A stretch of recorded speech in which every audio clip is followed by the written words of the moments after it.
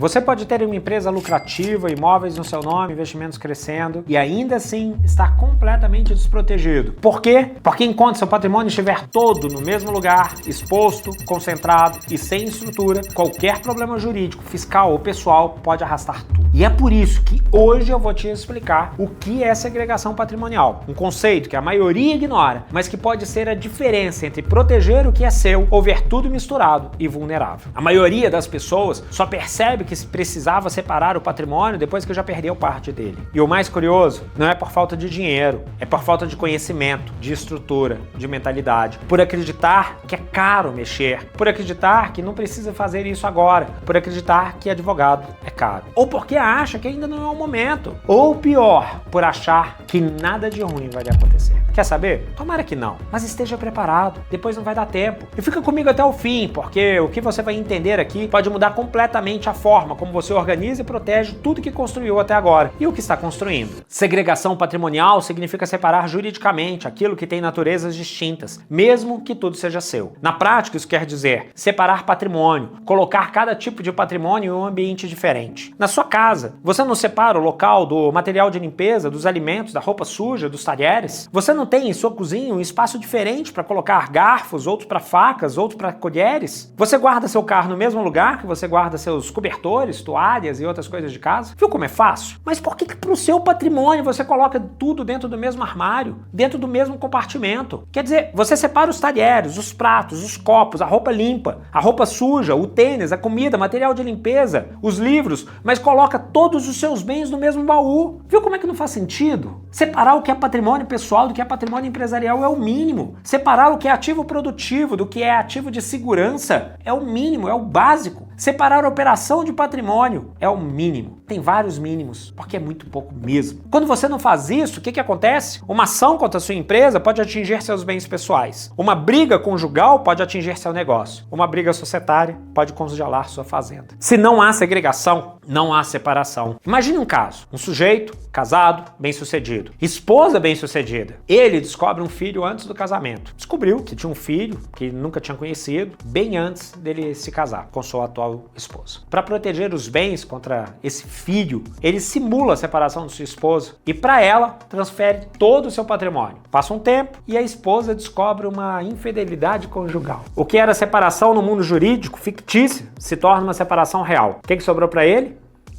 Essa história é real. O que ele fez? Colocou todo o pacote em um bolo só. E em um bolo que não estava em seu nome. O que aconteceu? Perdeu tudo. Tudo que tinha. A tentativa de dar despertão tapou seus olhos para outra situação muito mais importante, muito mais delicada. Algum tempo depois, foi consultado por uma pessoa muito próxima, que estava comprando um apartamento com sua nova esposa. Uma outra pessoa completamente diferente. E o que essa pessoa queria saber? O que eu achava dele comprar o apartamento em nome da nova esposa para evitar qualquer risco de aumento do pagamento da pensão com a ex-mulher ou dos filhos do casamento anterior. O que eu disse? De jeito nenhum. Compre a sua parte em seu nome.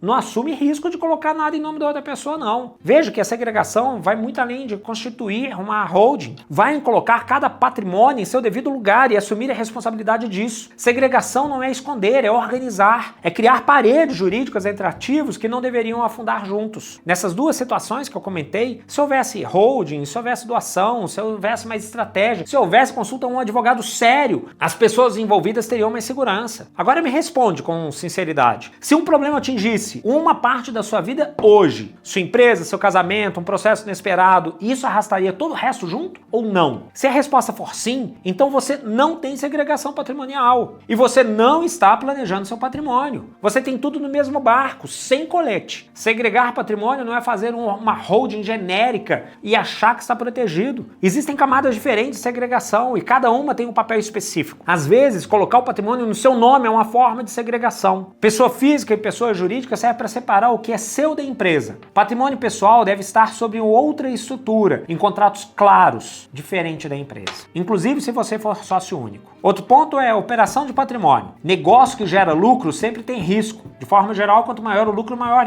o risco. O patrimônio que representa valor de longo prazo não pode estar no mesmo lugar de onde tem risco. Se sua empresa sofre um processo, o prédio da sua família, a casa da sua família pode ser arrastado junto. Aqui eu não estou falando de bem residencial. Solução: uma holding holding operacional separada da holding patrimonial, ambas com contratos de governança. Outro ponto é ativos de renda e ativos de estratégia. Um fundo de investimento de alta liquidez pode estar numa estrutura e não necessariamente numa holding. O imóvel que será herdado por gerações que vierem em outra estrutura, não necessariamente a holding. Cada ativo tem um ciclo de risco e precisa estar organizado conforme sua função no patrimônio. Franco, preciso criar uma holding para cada ativo? É exatamente isso que eu estou falando. Não! Mas lembre-se do exemplo que trouxe da sua organização doméstica. Pense da mesma forma. Aqui, com um detalhe, fará sentido a holding quando cada ativo for robusto. E fará sentido uma offshore quando os ativos forem mais significativos ainda. E aí eu entro na segregação nacional e internacional. Bilionários já entenderam isso e muitos milionários também podem entender isso. Significa deixar parte do patrimônio em estruturas fora do país, legalmente constituídas. Isso reduz dependência da estabilidade política, fiscal, judiciária local. E isso você pode fazer. Com 10 mil reais você pode fazer. Eu já tive clientes para quem eu organizei toda a estrutura patrimonial fora do país. Um caso específico é de um cara que tinha, à sua época, um negócio muito lucrativo. Mas esse cliente já tinha percebido que o negócio dele tinha um ciclo e que provavelmente iria acabar. E ele investiu em Portugal. Investiu também nos negócios e preparou para os novos ciclos, sabendo que podia dar errado e deu. Falência foi decretada. Mas o patrimônio que a gente constituiu e organizou para ele em Portugal estava preparado e estava protegido. Deveria estar protegido de qualquer forma, mas foi a multiplicidade jurisdicional que garantiu para ele o lar para onde ele se mudou e os imóveis com aluguéis suficientes para uma excelente vida em Portugal. A lógica é simples. Quanto mais valor um ativo representa, mais isolado do risco ele deve estar. Porque o risco sempre começa onde você menos espera e contamina o que estiver mal protegido. Muita gente acredita que está protegida, mas na prática está só iludida como estrutura frágil. E muitas vezes é a holding mal feita que provoca isso. E aqui deixa eu trazer os erros mais comuns. E o primeiro é: eu tenho uma holding, nada me atinge. Holding por holding é moda. Holding como planejamento estruturado funciona. Tá tudo no nome da minha empresa, então tá protegido. Coloquei o imóvel no nome da esposa, então tá tudo certo. Veja o caso que eu comentei. Deixei tudo para resolver no testamento. Caramba, não faz isso. Não erre. Tudo isso que eu falei é besteira. Qualquer remédio, dependendo da dose, pode ajudar a melhorar ou virar veneno. É da dosagem. Proteção patrimonial é a mesma coisa. Em excesso, pode ser uma superdosagem, ou seja, você joga dinheiro fora. Menos do que deveria, por muitas das vezes, pode se tornar insignificante e não proteger o que deveria proteger. É por isso que nem hoje, nem amanhã, existirá a fórmula pronta para planejamento patrimonial. Errar é humano, mas errar pode custar caro. E o que quero aqui é que você não erre à toa. E todos esses erros que eu disse aqui em cima são extremamente comuns. Me diz aqui se você já ouviu isso por aí. Me diz se você está cometendo algum desses erros agora. Esses erros não acontecem por maldade, eles acontecem por falta de orientação técnica e excesso de confiança na simplicidade. Mas se você está por aqui, e aqui não quero que você cometa o mesmo erro que muitas pessoas que já atendi cometeram. Além disso, quando o patrimônio começa a crescer, o improviso vira custo e alto. Segregar patrimônio não é só para bilionário, é para qualquer pessoa que entendeu que o que foi construído precisa estar protegido antes que seja tarde demais. Cada camada de separação que você cria é uma barreira entre o risco e o que é seu. E é essa ou essas barreiras que pode ou podem ser a diferença entre preservar e perder. E se você entendeu isso até agora, o próximo passo é estruturar. Com técnica, com planejamento e com visão de longo prazo, você consegue proteger qualquer patrimônio. E se você quiser saber como organizar isso, aqui tem uma playlist completinha, toda organizada, gratuita e simples para você entender. Se inscreva e ative o sininho aqui do canal, para você não correr o risco de perder qualquer tipo de proteção ou estratégia jurídica que pode te fazer perder seu patrimônio. Te vejo no próximo vídeo.